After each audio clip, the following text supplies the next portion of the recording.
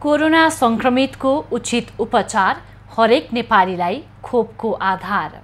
नमस्कार, यो एभी न्यूज खबरको संकेत हो। तपाई अहिले एभी न्यूज @7 मा हुनुहुन्छ। म प्रभा थापा। प्रारम्भमा मूल खबर। माध्यमिक शिक्षा परीक्षा एसईई को नतिजा सार्वजनिक।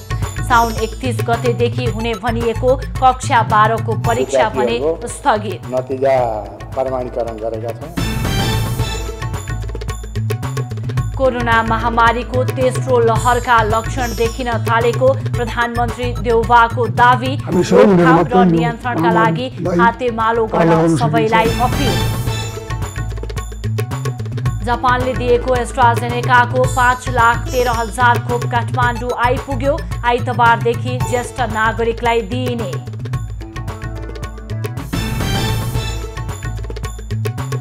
बालाजु औद्योगिक क्षेत्र स्थित नेवीको बिस्कुटमा आगलागी हुँदा करोडौंको क्षति। आगो निभाउन 11 घण्टा लाग्यो।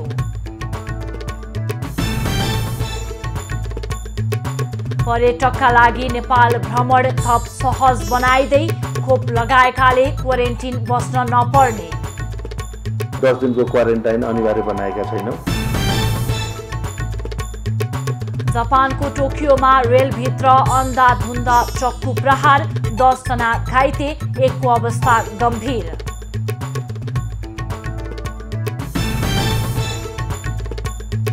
र 38 स्वर्ण सहित चीन टोकियो ओलम्पिकको अग्रस्थानमा कायमै। 33 स्वर्ण सहित अमेरिका दोस्रो र 24 स्वर्ण सहित जापान तेस्रो स्थानमा।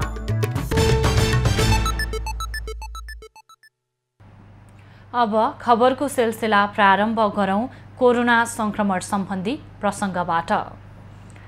नेपालमा थप 3,218 जनामा कोरोना संक्रमण देखिएको छ। पछिल्लो 24 घण्टामा देशभर गरिएको 8,866 पीसीआर परीक्षणका क्रममा 2,231 र 4,707 वटा एन्टिजेन परीक्षणका क्रममा 987 जनामा संक्रमण पुष्टि भएको स्वास्थ्य मन्त्रालयले जनाएको छ। यो सँगै नेपालमा कोरोना संक्रमित हुनेको कुल संख्या 7,80,807 पुगेको छ। पछिल्लो 24 घण्टामा संक्रमणबाट थप 19 जनाको मृत्यु भएको छ। यो सँगै नेपालमा कोरोनाका कारण 10,038 जनाले ज्यान गुमाएका छन्। त्यस्तै पछिल्लो 24 घण्टामा 1,722 संक्रमित निको हुँदा हालसम्म नेपालमा 6,67,270 जना कोरोना संक्रमण मुक्त भएका छन्। हाल नेपालमा 35,432 सक्रिय संक्रमित आइसोलेसनमा र 443 जना क्वारेन्टिनमा रहेका छन्। संक्रमण पहिचानका लागि हालसम्म 36,74,701 वटा नमुना पीसीआर र 3,54,250 वटा नमुना एन्टिजेन विधिबाट परीक्षण गरिएको छ। त्यस्तै हालसम्म नेपालमा 23,59,000 भन्दा बढीले कोरोना विरुद्धको पूर्ण मात्रा खोप लगाएका छन्। प्रधानमन्त्री शेरबहादुर देउवाले महामारीका रूपमा फैलिएको कोरोना भाइरसको संक्रमण रोकथाम तथा नियन्त्रणका लागि सबैले हातेमालो गर्नुपर्ने आवश्यकता औल्याएका छन्। उनले शनिबार सामाजिक सञ्जाल फेसबुक मार्फत भिडियो सन्देश जारी गर्दै सरकारको एक्लो प्रयासले मात्र कोरोना महामारीसँग लड्न सम्भव नभएको प्रस्ट्याएका हुन्। कोरोना महामारीको तेस्रो लहरका क्षणहरू देखिन थालेको भन्दै प्रधानमन्त्री देउवाले सबै मिलेर मात्रै महामारीलाई तह लगाउन सकिने उल्लेख गरेका छन्। सामना गरिरहेका छौं। कोरोना महामारीको तेस्रो लहर नेपालमा पनि छिट्टै सुरु हुने लक्षण देखिन थालेका छन्। सरकारको एक्लो प्रयासले मात्र कोरोना महामारीसँग लड्न सम्भव छैन। हामी सबै मिलेर मात्रै यो महामारीलाई पार लगाउन सकिन्छ। महामारी नियन्त्रणको सबैभन्दा प्रभावकारी अस्त्र खोप भएको भन्दै प्रधानमन्त्री देउवाले खोप लगाउन जाँदा सामाजिक दूरी कायम गरी लाइनमा बस्न पनि आग्रह गरेका छन्। लाइनमा बस्नु पनि म सबैलाई अनुरोध गर्दछु। साथै म सम्पूर्ण राजनीतिक दलहरू, निजी क्षेत्र, गैर सरकारी संस्थाहरूलाई पनि भिडभाड हुने कार्यक्रम नगर्न र स्वास्थ्य सुरक्षा सम्बन्धी सबै मापदण्डहरू अपनाएर मात्र आफ्नो पेसा, व्यवसाय तथा अन्य गतिविधिहरू सञ्चालन गर्नु हुन आग्रह गर्दछु। प्रधानमन्त्रीले राजनीतिक दल, निजी क्षेत्र, सामाजिक सङ्घ संस्थाहरूलाई भिडभाड हुने गरी कार्यक्रमहरू आयोजना नगर्न र स्वास्थ्य सुरक्षा सम्बन्धी मापदण्ड अपनाएर मात्रै पेसा, व्यवसाय सञ्चालन गर्न आग्रह गरेका छन्। जापान सरकारले नेपाललाई उपलब्ध गराएको कोरोना भाइरस विरुद्धको खोप काठमाडौँ आइपुगेको छ। जापानले अनुदानमा उपलब्ध गराउने घोषणा गरेको एस्ट्राजेनेकाको 16 लाख खोपमध्ये 5,13,000 मात्रा नेपाल आएको हो। कतार एयरवेजबाट आएको खोप त्रिभुवन अन्तर्राष्ट्रिय विमानस्थलमा नेपालका लागि जापानी राजदूत युताका किकुताले स्वास्थ्य राज्य मन्त्री उमेश श्रेष्ठलाई हस्तान्तरण गरेका छन्। पहिलो चरणमा उपलब्ध गराउने भनिएको 8 लाख खोपमध्ये बाँकी खोप आइतबार काठमाडौँ आउनेछ। बाँकी 8 लाख खोप सम्बद्ध संस्थासँगको सहकार्यमा नेपाललाई छिट्टै उपलब्ध गराइने जापानी राजदूतावासले जनाएको छ। खोप आइतबारदेखि काठमाडौँ उपत्यका र बागमती प्रदेशका जिल्लाहरूमा वितरण गर्ने तयारी छ। जापानले उपलब्ध गराउन लागेको खोप भारतमा उत्पादित कोभिसिल्ड खोपको पहिलो मात्रा लगाएका ज्येष्ठ नागरिकलाई उपलब्ध गराउने सरकारले यसअघि नै घोषणा गरेको छ। पहिलो मात्रा कोभिसिल्ड लगाएर दोस्रो मात्राको प्रतीक्षा गरिरहेकाको संख्या 14.5 लाख रहेको छ। शुक्रबारसम्म 44,03,000ले कोरोना विरुद्धको पहिलो मात्रा खोप लगाएका छन्। दुवै मात्रा खोप लगाउनेको संख्या 22,08,000 रहेको छ। आफ्ना नागरिकलाई सुरक्षित बनाउन कोरोना भाइरस विरुद्धको खोपलाई विश्वका सबै सरकारले महत्त्व दिएका छन्। उत्पादक राष्ट्र खोप बेचेर अर्थतन्त्र बलियो बनाउन लागिरहेका छन् भने जसले उत्पादन गर्न सकेका छैनन् त्यस्ता देश खोप अनुदानमा माग्न र खरिद गर्न क्रियाशील छन्। खोप खरिदकर्ता मध्येको नेपालले अहिलेसम्म कति मात्रामा कुन खोप भित्र्यायो त?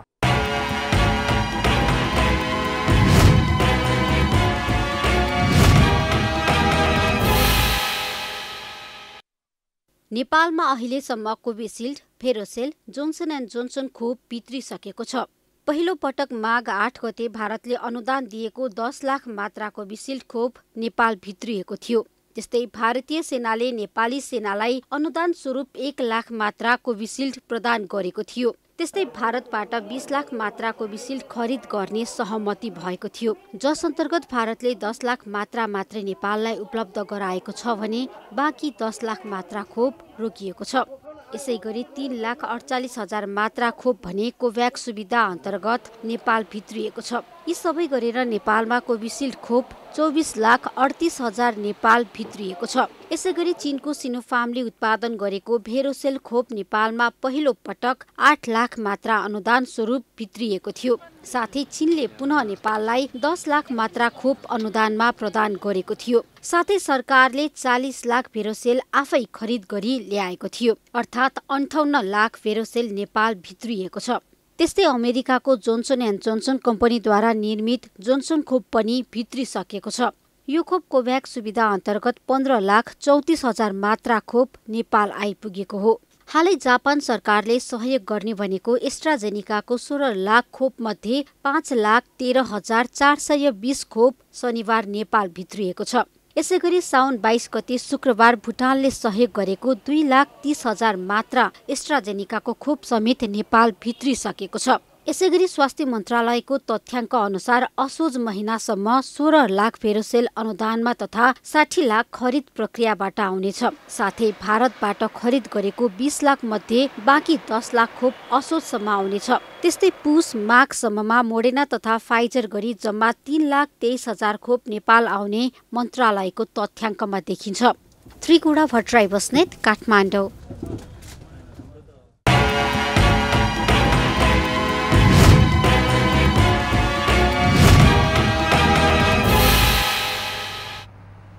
पूर्व राजा ज्ञानेन्द्र शाहका ज्वाइँ राजबहादुर सिंहको स्वामित्वमा रहेको काठमाडौँको बालाजु औद्योगिक क्षेत्रभित्र रहेको नेभीको बिस्कुट उत्पादन गर्ने उद्योगमा गए मध्यराती भीषण आगलागी भएको छ। आगलागीबाट करोडौं मूल्य बराबरको क्षति भएको छ भने उद्योगका भवन र सामान पुनः प्रयोगमा आउन नसक्ने गरी जलेर नष्ट भएका छन्। बालाजु औद्योगिक क्षेत्रभित्रको नेभीको बिस्कुटको उद्योगमा शनिबार बिहान 2 बजेबाट सुरु भएको आगो नियन्त्रणमा आउन झण्डै 11 घण्टा लागेको थियो। आगलागी भएको आधा घण्टामा नै एउटा दमकल सहित नेपाल प्रहरी घटनास्थल पुगेको थियो।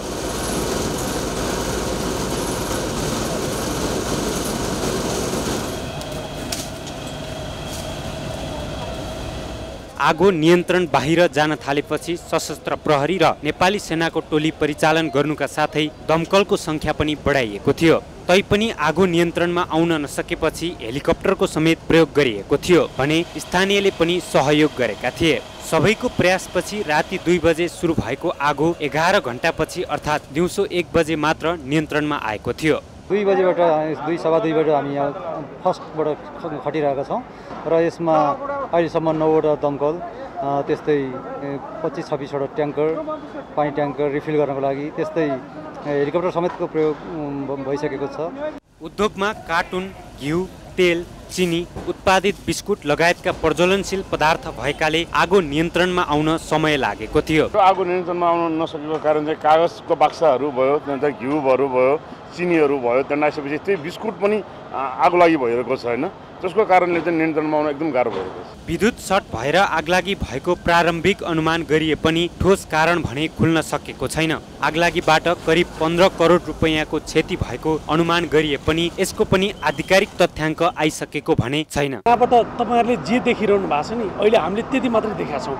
हामी भित्र गएर हाम्रो हिजोको दिनमा इन्भेन्ट्री कति थियो होइन, आज कति नष्ट भयो अनि कति चाहिँ प्लान्टमा कति क्षति पुगेको छ त्यो त इन्स्पेक्सन नगरी पनि थाहा हुने कुरा होइन। यस घटनाले ठूलो लगानीमा खोलिएका त्यसमा पनि प्रज्वलनशील उद्योगहरूमा आगो नियन्त्रणका लागि पूर्व तयारीको आवश्यकता देखिन्छ। त्यसमा पनि बालाजु क्षेत्रभित्र दर्जनौं उद्योग सञ्चालनमा छन्। त्यस्ता ठाउँमा आगो नियन्त्रणका लागि आवश्यक उपकरणको व्यवस्था गर्न सरकार र उद्योग सञ्चालनहरूले ध्यान दिन आवश्यक देखिन्छ। गैराती आगलागी भएको बालाजु औद्योगिक क्षेत्रभित्र रहेको नेभीको बिस्कुट उद्योग पूर्व राजा ज्ञानेन्द्र शाहका छोरी ज्वाइँ राजबहादुर सिंहको स्वामित्वमा रहेको उद्योग हो। क्यामेरामा विनय तामाङका साथ शीतल रिजाल, काठमाडौँ। राष्ट्रिय परीक्षा बोर्डले माध्यमिक शिक्षा परीक्षा एसईई को नतिजा सार्वजनिक गरेको छ।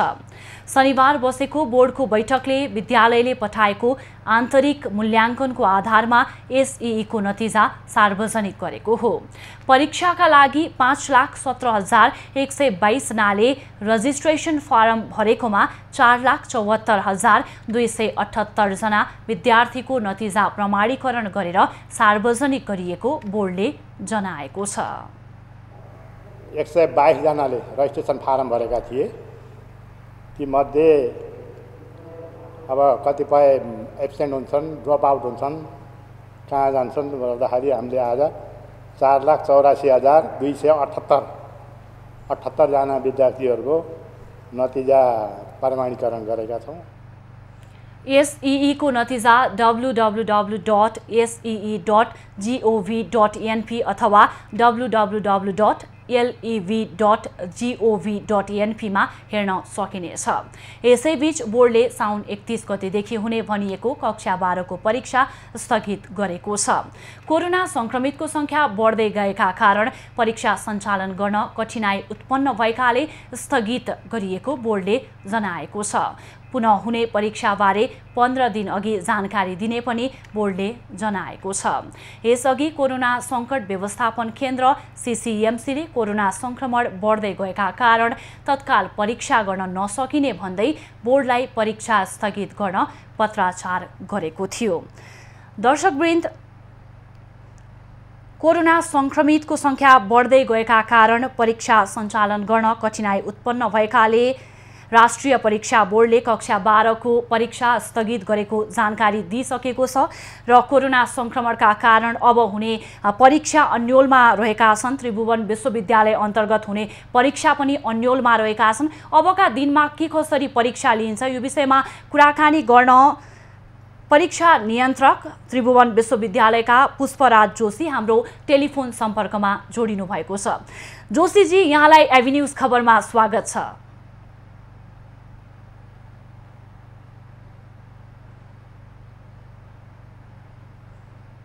जोशीजी, दर्शकवृन्द, उहाँसँगको हाम्रो सम्पर्क स्थापित हुन सकेको छैन। सम्पर्क स्थापित भइसकेपछि यो विषयमा कुराकानी गर्नेछौँ। राष्ट्रिय परीक्षा बोर्डले माध्यमिक शिक्षा परीक्षा एसई को नतिजा आज सार्वजनिक गरेको छ भने कोरोना संक्रमितको संख्या बढ्दै गएपछि राष्ट्रिय परीक्षा बोर्डले कक्षा 12 को परीक्षा स्थगित गरेको जानकारी दिएको छ र पुनः हुने परीक्षा बारे 15 दिन अघि जानकारी दिने पनि बताइएको छ र यसैगरी त्रिभुवन विश्वविद्यालय अन्तर्गत हुने परीक्षा पनि अन्योलमा परेका छन्। विद्यार्थीहरूले परीक्षा अब कसरी हुन्छ यो विषयमा जिज्ञासा राखिराखेको अवस्था छ भने कोरोना संकट व्यवस्थापन केन्द्र सीसीएमसीले कोरोना संक्रमण बढ्दै गएका कारण तत्काल परीक्षा गर्न नसकिने भन्दै राष्ट्रिय परीक्षा बोर्डलाई यसअघि नै परीक्षा स्थगित गर्न पत्राचार गरेको थियो। त्यसैगरी त्रिभुवन विश्वविद्यालय अन्तर्गत हुने परीक्षा पनि अन्योलमा परेका छन् र हामीसँग यो विषयमा कुराकानी गर्न परीक्षा नियन्त्रक त्रिभुवन विश्वविद्यालयका पुष्पराज जोशी फेरि टेलिफोन सम्पर्कमा जोडिनु भएको छ। जोशीजी, यहाँलाई एभी न्यूज खबरमा स्वागत छ। दर्शकवृन्द, प्राविधिक समस्याका कारण फेरि उहाँसँगको सम्पर्क स्थापित हुन सकेन। यो विषयमा हामी फेरि कुराकानी गर्दैछौँ र राष्ट्रिय परीक्षा बोर्डले आज माध्यमिक शिक्षा परीक्षा एसई को नतिजा सार्वजनिक गरेको छ भने त्यसैगरी कक्षा 12 को परीक्षा स्थगित गर्ने जानकारी दिएको छ र त्रिभुवन विश्वविद्यालय अन्तर्गत रहेका परीक्षाहरू पनि अन्योलमा परेका छन्। यो विषयमा हामी कुराकानी गर्न चाहेका थियौँ परीक्षा नियन्त्रक त्रिभुवन विश्वविद्यालयका पुष्पराज जोशीजीसँग र उहाँको सम्पर्क स्थापित भइसकेको छैन। सम्पर्क स्थापित गर्ने प्रयास गरिरहेका छौँ। एसई को नतिजा हेर्नका लागि www.see.gov.np अथवा www.lev.gov.np मा हेर्न सकिन्छ भने फेरि हाम्रो सम्पर्कमा परीक्षा नियन्त्रक पुष्पराज जोशी टेलिफोन सम्पर्कमा जोडिनु भइसकेको छ। जोशीजी, यहाँलाई एभी न्यूज खबरमा स्वागत छ। दर्शकवृन्द, उहाँको टेलिफोन सम्पर्क हामीले स्थापित गर्न सकेनौँ प्राविधिक समस्याका कारण र अबका परीक्षाहरू कसरी हुन्छन् भन्ने विषयमा हामी कुरा गर्न चाहिरहेका थियौँ तर सम्पर्क स्थापित हुन सकेन। राष्ट्रिय परीक्षा बोर्डले कक्षा 12 को परीक्षा स्थगित गर्ने जानकारी दिइसकेको छ भने त्रिभुवन विश्वविद्यालय अन्तर्गत हुने परीक्षा अब कसरी हुन्छ यो विषयमा हामी कुराकानी गर्ने प्रयासमा थियौँ तर टेलिफोन सम्पर्क स्थापित हुन सकेनौँ। त्यसै कारणले अब बाँकी खबरतर्फ लागौँ। सत्तारूढ गठबन्धनको कार्यदलले सरकार सञ्चालनका लागि तयार गरेको न्यूनतम साझा कार्यक्रम र कार्यविधि आइतबार सार्वजनिक गरिने भएको छ। प्रधानमन्त्री निवास बालुवाटारमा शनिबार बसेको सत्ता गठबन्धनको बैठकले आइतबार कार्यविधि सार्वजनिक गर्ने निर्णय गरेको बैठकमा सहभागी एक नेताले जानकारी दिए। कार्यदलले शुक्रबार गठबन्धनको न्यूनतम साझा कार्यक्रम र कार्यविधि प्रतिवेदन प्रधानमन्त्री शेरबहादुर देउवा लगायत शीर्ष नेतृत्वलाई हस्तान्तरण गरेको थियो। संयुक्त सरकारको साझा न्यूनतम कार्यक्रम नाम दिएको उक्त प्रतिवेदनमा संयुक्त सरकारका प्राथमिकतालाई समावेश गरिएको छ। बैठकमा प्रधानमन्त्री एवं नेपाली कांग्रेसका सभापति शेरबहादुर देउवा, नेकपा माओवादी केन्द्रका अध्यक्ष पुष्पकमल दाहाल, जनता समाजवादी पार्टी जसपाका अध्यक्ष उपेन्द्र यादव र राष्ट्रिय जनमोर्चाका अध्यक्ष चित्रबहादुर केसी एवं जनमोर्चाका सांसद पौडेल सहभागी रहेका थिए। नेकपा एमालेका वरिष्ठ नेता माधव कुमार नेपालले बहुदलीय लोकतान्त्रिक पद्धतिलाई बलियो बनाउन संविधानको कार्यान्वयन गर्नुपर्नेमा जोड दिएका छन्। शनिबार ललितपुर महानगरपालिका 2 नम्बर वडा कार्यालयको नवनिर्मित भवनको उद्घाटन गर्दै नेता नेपालले राज्यको विभिन्न निकाय बीचमा अधिकार र कर्तव्यको सन्तुलन कायम गरेर संघीय व्यवस्थालाई बलियो बनाउनु पर्नेमा जोड दिएका छन्। गणतन्त्र र संघीयतालाई संस्थागत गर्न र कानुनी शासनको प्रत्याभूति गर्नका लागि संविधान निर्माण भएको भन्दै संविधानको रक्षा गर्नु सबैको कर्तव्य भएको उनको भनाइ छ। त्यस्तै ललितपुर महानगरका प्रमुख चिरीबाबु महर्जनले ललितपुर महानगरमा सार्वजनिक प्रति र ऐलानी जग्गामा कुनै संरचना बनाउन नदिने नीति नै पारित गरेको जानकारी दिएका छन्। उनले शङ्खमूलमा विद्युतीय शवदाह गृह निर्माणको काम सुरु गरिसकेको पनि बताएका छन्। कार्यक्रममा वडा कार्यालयको भवन निर्माण गर्नका लागि सहयोग गर्नेहरूलाई सम्मान गरिएको थियो। राष्ट्रिय प्रजातन्त्र पार्टी राप्रपाले बाढीबाट विस्थापित भएका मेलम्ची र त्यस वरपरका नागरिकलाई सुरक्षित बसोबासको तत्काल व्यवस्था गर्न सरकारसँग माग गरेको छ। शनिबार प्रधानमन्त्री शेरबहादुर देउवालाई उनकै सरकारी निवास बालुवाटारमा भेट गरी राप्रपाका अध्यक्ष पशुपति शमशेर राणा सहितका नेताहरूले बाढीबाट विस्थापित भएकाहरूलाई तत्काल सुरक्षित बाससहित राहतको व्यवस्था गर्न माग गरेका हुन्। बाढीबाट ठूलो दुःख र पीडा भोगेर बसेका त्यहाँका स्थानीयलाई सुरक्षित बासको व्यवस्था मिलाउन प्रधानमन्त्री देउवालाई भेटेर ध्यानआकर्षण गराइएको अध्यक्ष राणाले जानकारी दिए। प्रधानमन्त्रीको अवगत गराएको छ र यसको बारे सरकारले छिटै प्रबन्ध गर्छ। राप्रपाले बाढीबाट ज्यान गुमाएका र बेपत्ता भएका परिवारलाई उचित क्षतिपूर्तिको व्यवस्था गर्न पनि सरकारको गम्भीर ध्यानआकर्षण गराएको छ। त्यसैगरी बाढीले बगाएको स्थानीय पुल, सडक, विद्युत, खानेपानी लगायतका स्थानीय पूर्वाधार पुनर्निर्माण गर्न पनि ढिलाइ नगर्न सरकारलाई सचेत गराइएको छ। राप्रपाले बाढीको कटानबाट मेलम्ची र त्यस वरपरको खेतीयोग्य जमिन जोगाउनका लागि तत्काल तटबन्ध निर्माण गरिदिन पनि सरकारसँग अनुरोध गरेको छ। ज्ञापन पत्र बुझ्दै प्रधानमन्त्रीले मेलम्ची प्रभावितका समस्याका विषयमा सरकार जानकार रहेको भन्दै सरकारका तर्फबाट स्थानान्तरण लगायतका विषयमा सक्दो पहल गर्ने जानकारी दिएका छन्। उनले राहत र उचित व्यवस्थापन गर्ने प्रतिबद्धता पनि टोली समक्ष गरेका छन्। अब बाँकी खबर। कोरोना संक्रमणका कारण देशको हरेक क्षेत्रमा प्रभाव परेको छ। पर्यटन क्षेत्र पनि नराम्ररी थला परिरहेको अवस्थामा सरकारले खोप लगाएका विदेशी पर्यटकका लागि नेपाल आउन सहज बनाएको छ। खोप लगाएका विदेशी पर्यटकले क्वारेन्टिन नबसी नेपाल घुम्न सक्ने पर्यटन बोर्डले जनाएको छ। पर्यटन क्षेत्रलाई चलायमान बनाउन व्यवसायीहरूको दबाव र आग्रहपछि सरकारले खोप लगाएर नेपाल आउने पर्यटकलाई क्वारेन्टिन बस्न नपर्ने व्यवस्था गरेको छ। यसअघि खोपको दुवै मात्रा लगाएको भए पनि नेपाल आएपछि 10 दिन क्वारेन्टिन बसेपछि मात्रै गन्तव्यमा जान पाउने व्यवस्था थियो। यस्तो व्यवस्थाले नेपालमा पर्यटक आउन नसक्ने गुनासो पर्यटन व्यवसायीहरूले गर्दै आएका थिए। तर अहिले विश्वभर खोप लगाउने अभियान सञ्चालन भइरहेकाले पर्यटकलाई सहजै नेपाल घुम्न पाउने व्यवस्था गरिएको नेपाल पर्यटन बोर्डका प्रमुख कार्यकारी अधिकृत धनञ्जय रेग्मीले जानकारी दिए। अहिले चाहिँ भ्याक्सिनेसन भएर आइसकेको पर्यटकहरूलाई हामीले 10 दिनको क्वारेन्टाइन अनिवार्य बनाएका छैनौँ हैन। उहाँहरू चाहिँ घुम्न जान मिल्छ, तर उहाँहरूलाई चाहिँ अब आएर नेपाल आएर PCR टेस्ट गर्नुपर्ने भन्ने मात्रै गरेका छौँ। नेपालमा पर्यटन व्यवसायलाई चलायमान बनाउन पर्यटकीय क्षेत्रमा काम गर्ने सबैलाई खोप दिनुपर्ने प्रमुख कार्यकारी अधिकृत रेग्मीले बताए। पर्यटन व्यवसायीहरूले पनि पर्यटन क्षेत्रमा आबद्ध सबैलाई खोपको व्यवस्था गरिदिए विश्वमा नेपाल घुम्न जाँदा सुरक्षित छ भन्ने सन्देश जाने बताउँछन्। तर अहिले नयाँ सरकारको गठन भएको लामो समय हुँदा पनि सम्बन्धित मन्त्री नै नहुँदा खोपको सम्बोधन हुने अन्योलता बढेको व्यवसायीहरूको गुनासो छ। नयाँ सरकार आएको छ, तर फेरि पर्यटन मन्त्रालय र स्वास्थ्य मन्त्रालयमा चाहिँ मन्त्रालय हाँक्ने मन्त्रीज्यूहरू आइसक्नु भएको छैन। त्यसैले पर्यटन व्यवसायहरू अलिकति अन्योलमा छन्। कोभिड पश्चात ठप्प बनेको पर्यटन क्षेत्रलाई चलायमान बनाउन खोपको सुनिश्चितता पहिलो प्राथमिकता हुनुपर्ने व्यवसायीहरूको भनाइ छ।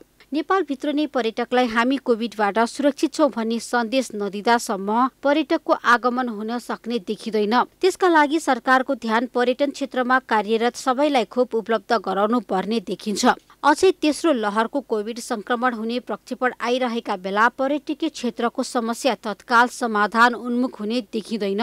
पर्यटन बोर्डका अनुसार आर्थिक वर्ष 2076-77 8 लाख हाराहारीमा पर्यटन भित्रिएका थिए। कोभिडका कारण आर्थिक वर्ष 2077-78 पर्यटकको संख्या 67,000 खुम्चिएको छ।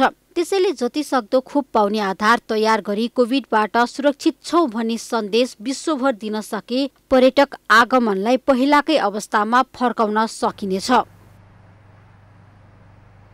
सरकारी कार्यालयको सेवा प्रवाहमा जनगुनासो आउनु नौलो कुरा होइन, तर अरू कार्यालयको अनुगमन गर्ने डोटीको जिल्ला प्रशासनमै अधिकृत स्तरका कर्मचारी नहुँदा सेवाग्राही छन् मर्कामा परेका छन्। जिल्लाकै सबैभन्दा बढी महत्त्वपूर्ण निकाय प्रशासन कार्यालयमा पर्याप्त जनशक्ति नहुँदा सेवा प्रवाहमा समस्या भएको छ। अन्य सरकारी कार्यालयको समेत अनुगमन गर्ने अधिकार प्राप्त गरेको जिल्ला प्रशासन कार्यालय डोटीमा अधिकृत स्तरका कर्मचारी नहुँदा सेवाग्राही मर्कामा परेका हुन्। एक प्रमुख जिल्ला अधिकारी, एक सहायक प्रमुख जिल्ला अधिकारी, एक प्रशासकीय अधिकृत, एक अधिकृतको दरबन्दी रहेको डोटीको प्रशासनमा शुक्रबार दिउँसो 2 बजेसम्म अधिकार प्राप्त अधिकारी नहुँदा सेवाग्राही मर्कामा परेका हुन्। कार्यालयको 5-7 जना शाखा अधिकृत भएर पनि एउटा सहायक सिडी एउटा सिडी उत्तरबन्दी हुँदाहुँदै एकजना मात्र रहेछन्। टिप्पणीका उहाँहरू परीक्षामा 12 बजे भनेको पुग्नु।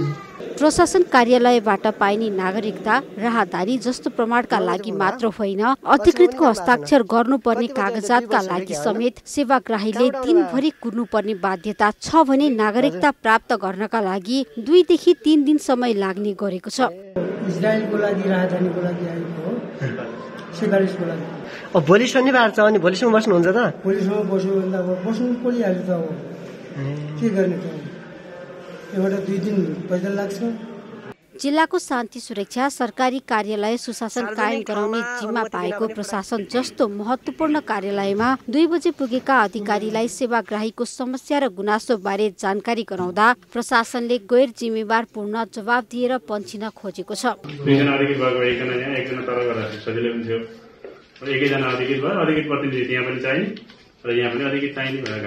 सिडो साहेब र सहायक सिडो साहेब चाहिँ किन हुनुहुन्न थिएन? किन भन्दा पनि सहायक सिडो साहेब बिरामा हुनुहुन्छ, सिडो साहेबको चाहिँ सरुवा भइसकेको छ। त्यो कारणले चाहिँ अहिले नहुनु भएको।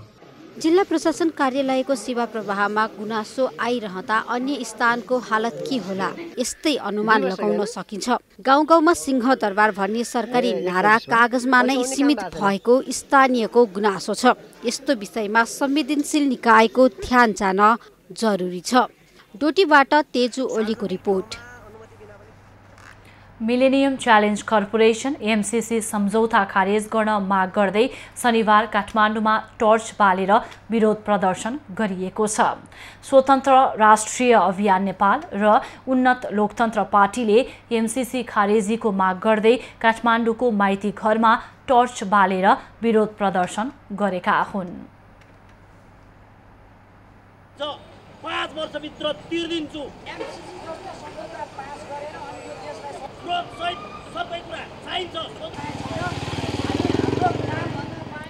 एमसीसी पारित गरे देशका लागि राष्ट्रघाती हुने र नेपाललाई विदेशी शक्तिले रणभूमि बनाउने उनीहरूको भनाइ छ।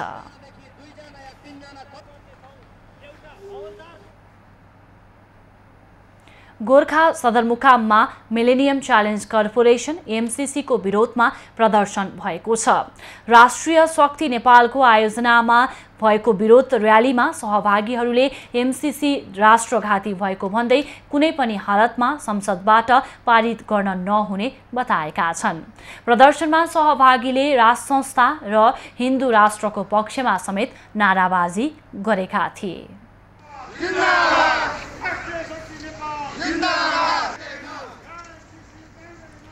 गोर्खा सदरमुकामको रङ्गशाला गेटबाट निस्केको र्याली हरमटारी चोक, लोकतान्त्रिक चोक, जीविस चोक, शक्ति चोक हुँदै पुरानो बस पार्कमा पुगेर कोर्ट सभामा परिणत भएको थियो। सरकारले खारेज गरेको भूमि सम्बन्धी समस्या समाधान आयोगका पदाधिकारीहरूले अदालतले आफूहरूलाई न्याय दिने बताएका छन्। शनिबार आयोजित पत्रकार सम्मेलनमा उनीहरूले आयोग विघटन विरुद्ध अदालत गएको भन्दै आफूहरूलाई न्याय दिने दावी गरेका हुन्। पत्रकार सम्मेलनमा विघटित भूमि सम्बन्धी समस्या समाधान आयोगका अध्यक्ष देवी प्रसाद गेवालीले 3 वर्षका लागि आयोग गठन गरेको र आयोगले काम गरिरहेकै बेला आयोग गठन गर्नुको कारण सरकारले खुलाउनु पर्ने बताएका छन्। थियो, के थियो, किन थियो, किन छैन भन्ने कुरा आजको लोकतान्त्रिक प्रणालीमा सबैले जान्न पाउनुपर्छ। यो आवश्यकता विघटन गर्नुपर्ने आवश्यकता के थियो त नागरिकहरूलाई सरकारले भन्न सक्नुपर्छ। आयोगले 2078 असार मसान्तसम्म भूमिहीन दलित र भूमिहीन सुकुम्बासीका लागि 2,47,960 तथा अव्यवस्थित रूपमा बसोबास गर्दै आएका 9,32,801 गरी 11,80,761 परिवारको लगत सङ्कलन गरेको बताएका छन्। तत्कालीन प्रधानमन्त्री नेकपा एमालेका अध्यक्ष केपी ओली नेतृत्वको सरकारले भूमिहीन सुकुम्बासी तथा अव्यवस्थित बसोबासीलाई जग्गा बाँड्न भन्दै 2077 वैशाख 3 गते देवी प्रसाद गेवालीको अध्यक्षतामा आयोग गठन गरेको थियो। वर्तमान सरकारले उक्त आयोग खारेज गर्ने निर्णय गरेको थियो।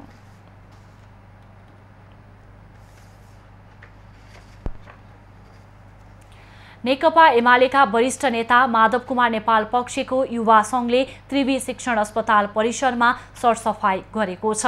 युवा सङ्घको पिपल्स भोलन्टियरले शनिबार बिहान अस्पताल परिसरमा सरसफाई गरेको हो। युवालाई समाजप्रतिको कर्तव्यबोध गराउने तथा सकारात्मक सन्देश प्रवाह गर्ने उद्देश्यले सफाई गरिएको युवा सङ्घले जनाएको छ। 2 दिन हप्ताको 2 घण्टा यो हाम्रो निरन्तर चल्ने हो। यो देशैभरि चल्ने हो। हाम्रो चाहिँ 753 तहगत स्थानीय तहगत कमिटीमा यो सञ्चालन हुनेछ। 7 वटा प्रदेशमा यो सञ्चालन हुनेछ। यसअघि नै युवा सङ्घले महिनामा 2 दिन 2 घण्टा मेरो राष्ट्रका लागि भन्ने अभियान सञ्चालन गर्ने निर्णय सार्वजनिक गरेको थियो। यो अभियान प्रत्येक महिनाको 2 वटा शनिबार 2-2 घण्टा देशैभरि निरन्तर सञ्चालन हुने युवा सङ्घले जानकारी दिएको छ।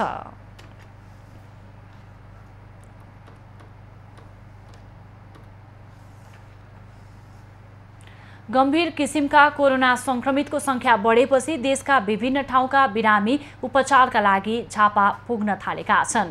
आफू बसेको स्थानमा शैय्या पाउन नसकिने भएपछि कम बिरामी रहेका झापाका अस्पतालमा बिरामी उपचारका लागि जाने गरेका हुन्। बिरामीलाई भेन्टिलेटर, आइसियु र अक्सिजन सहितको उपचार आवश्यक हुन थालेपछि झापाको बिर्ता मोड स्थित बीएनसी हस्पिटलमा बिरामीको चाप बढेको छ। अस्पतालमा विभिन्न ठाउँबाट हेलिकप्टरबाट हवाई बेड लिफ्ट गरी उपचारका लागि बिरामी ल्याउने क्रम पनि बढेको छ।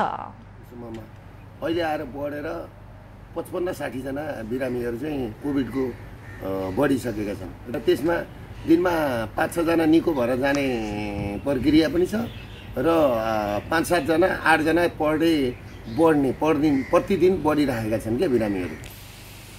बिरामी बढेपछि बीएनसीले कोरोना संक्रमितका लागि भनेर 200 शैय्या सञ्चालनमा ल्याएको छ। असारसम्म 1 दर्जन हाराहारीमा बिरामी रहेको अस्पतालमा अहिले 60 भन्दा बढी बिरामीको आइसियु, एसडियु तथा सामान्य वार्डमा राखी उपचार भइरहेको छ। संक्रमित थपिँदै जान थालेपछि अस्पतालले कोभिड र अन्य बिरामीलाई उपचार गर्न छुट्टा छुट्टै भेन्टिलेटर सहित आइसियु शैय्याको ब्लक सञ्चालनमा ल्याएको छ।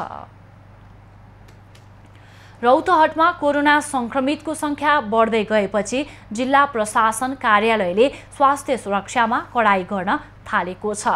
नेपाल मास्क अभियान अन्तर्गत तपाईको मास्क खै कार्यक्रमको शनिबार बिहान गौरको बीपी चोकमा सुरुवात गर्दै जिल्ला स्वास्थ्य कार्यालय तथा सुरक्षा निकायले निशुल्क रूपमा सर्वसाधारणलाई मास्क वितरण थालेका हुन्।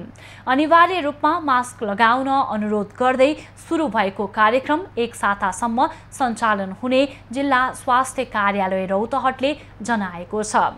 गौरको बीपी चोकमा स्थानीयलाई मास्क वितरण गर्दै आइतबारबाट मास्क नलगाएमा जरिवाना हुने जानकारी प्रशासनले दिएको छ। तपाईको मास्क खै नेपाल मास्क अभियान सुचारू गरेका छौँ। यसमा नागरिकहरूले आफै मास्क अनिवार्य रूपमा लगाउने हो। स्वास्थ्य मापदण्ड भनेको समाजमा भौतिक दूरी, मास्क लगाउने, साबुन पानीले हात धुने, आवश्यकता अनुसार सेनिटाइजरको प्रयोग गर्ने। त्यस सन्दर्भमा आज हामीले सचेतनामूलक रूपमा आजबाट सुरु गरेर यो जिल्लाको विभिन्न ठाउँहरूमा मास्क वितरण गर्छौँ। संक्रमितको संख्या बढे पनि सर्वसाधारणले मास्क लगाउन तथा सावधानी अपनाउन व्यवस्था गरिरहेका छन्। मास्कको प्रयोग नगर्नेहरूलाई स्वास्थ्य अध्यादेश बमोजिम पटक्कै पिच्छे 100 रुपैयाँ जरिवाना गर्ने प्रशासनको तयारी छ। रौतहटमा पछिल्लो पटक 48 जनामा कोरोना संक्रमण पुष्टि भएको छ। कोरोना संक्रमणका कारण 118 जनाले ज्यान गुमाएका छन्। मोफसलबाट राजधानी छिरेका युवाहरूले तरकारी तथा पशुपालन व्यवसायबाट राम्रो आम्दानी गर्न थालेका छन्। हातमा सिप, काममा लगनशीलता हुने हो भने धन कमाउन विदेश नै जानुपर्छ भन्ने बाध्यता छैन भन्ने समेत युवाहरूले प्रमाणित गरेका छन्। कोरोना भाइरस संक्रमणले धेरै व्यवसायमा प्रभाव पारे पनि काठमाडौँ उपत्यकाको कृषि कर्ममा भने यसले असर गरेको छैन।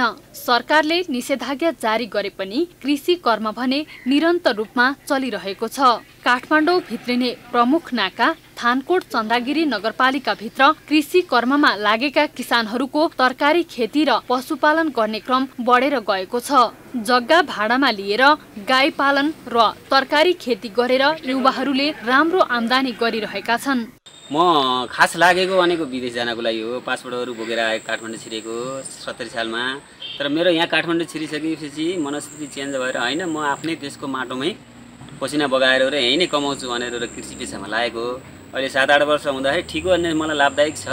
गाई पालन प्लस मिक्स खेती तरकारी गरिरहेको। प्लास्टिक टनेलभित्र गरिने गोलभेडा खेतीबाट युवाहरूले राम्रो आम्दानी गरिरहेका छन्। उत्पादन समेत बढी हुने, किरा लगायत रोगबाट जोगाउन मद्दत पुग्ने भएकाले टनेलभित्रको खेती लोकप्रिय समेत हुँदै गएको छ। खासै त्यति एनएसी विषादीहरू हाल्नु परेको छैन। अर्ग्यानिकहरू बनाएर यो सन्तोषजनक अहिलेसम्म त राम्रै भयो।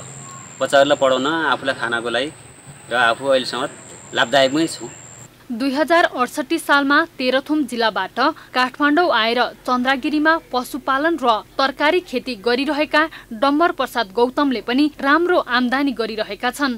विशेष गरेर थानकोटमा किसानहरूले गोलभेडा, सिमी, बोडी, काउली, बन्दाकोपी, घिरौला, लौका, भिन्डी लगायतका तरकारी उत्पादन गर्ने गरेका छन्। यहाँ उत्पादन भएको दूध तथा तरकारी काठमाडौँमा सजिलै बिक्ने भएकाले बजारको समेत समस्या छैन। चन्द्रागिरीमा प्युठान, बागलुङ, गुल्मी, अर्घाखाँची, पर्वत, तेह्रथुम, रामेछाप, सोलुखुम्बु, काभ्रे लगायत जिल्लाका युवाहरूले कृषि कर्म गरिरहेका छन्। अहिलेलाई खबरको क्रम यति नै। एभी न्यूज खबरका यी सहित अन्य विस्तृत खबरका लागि www.avnews.tv लगअन गर्न सक्नुहुनेछ। युट्युब, फेसबुक र ट्विटरमा पनि हामीलाई फलो गर्न सकिनेछ। खबर भित्रको खबरका लागि हेर्दै रहनुहोला एभी न्यूज खबर। नमस्कार।